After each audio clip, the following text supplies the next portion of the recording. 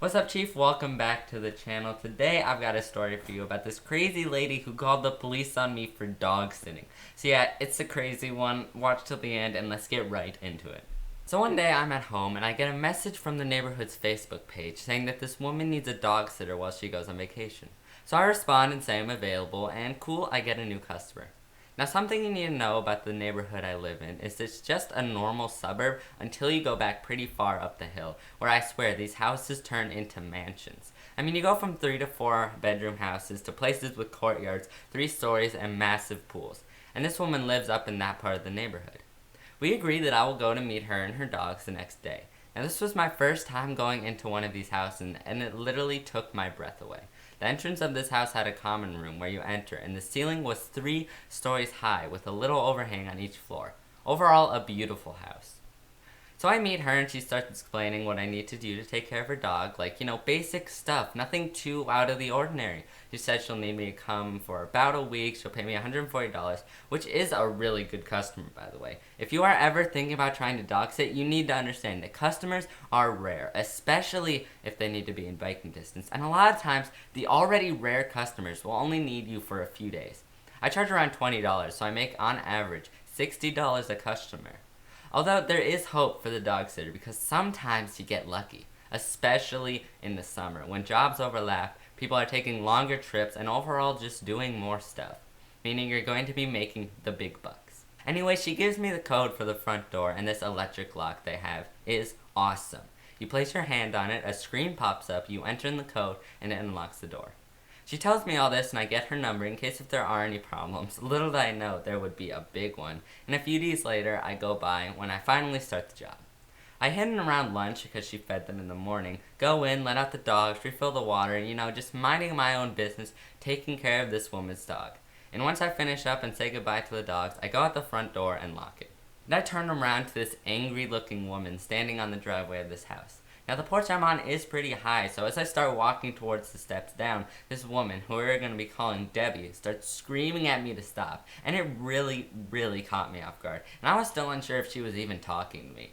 She starts yelling about how she's a stay-at-home mom who keeps the neighborhood safe from criminals, and she can't believe I was stupid enough to get caught red-handed, and I wasn't acting suspicious, first of all, and also, why if I was robbing this place would I do it at noon on a Wednesday? She then starts threatening me that there's no way I can run away because she took my bike and the police are on their way. Which, Debbie, you're calling me a thief for dog sitting, but you do realize you are holding my bike. You are the thief here, not me. So eventually the shock wears off and I'm able to utter out, I'm not a thief, I'm the dog sitter. If I was dog sitting, how would I get the code to go in? And that was not the best response because I guess technically it's not that hard to steal someone's code. Don't get any ideas, stealing is bad. But when you're just completely caught off guard, 0 time to react, it's all you can really come up with. So she starts saying that she's been eyeing me coming down here all the time, which, I'll give her credit, is true. I do like going for bike rides, but isn't it a little creepy that she's always watching me for the 3 seconds as I pass her house? What, does she have a watchtower set up on the roof, constantly watching people for crossing the street? So I think while she's still lecturing me, this woman is obviously too emotional to see the evidence and prove that I'm not in fact robbing this house.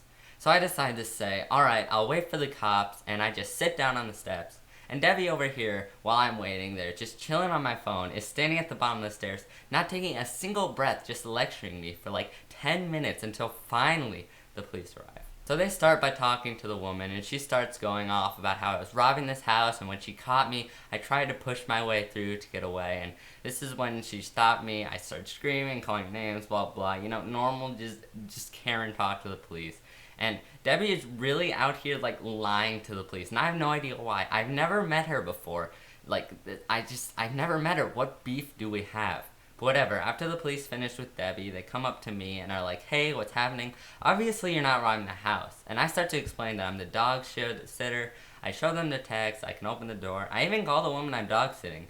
And they're like, alright, I don't know why this lady is like this, but obviously you did not do anything wrong. And they go down and tell Debbie the kid did nothing wrong. He has proof, so give him back his bike and let him go on his way.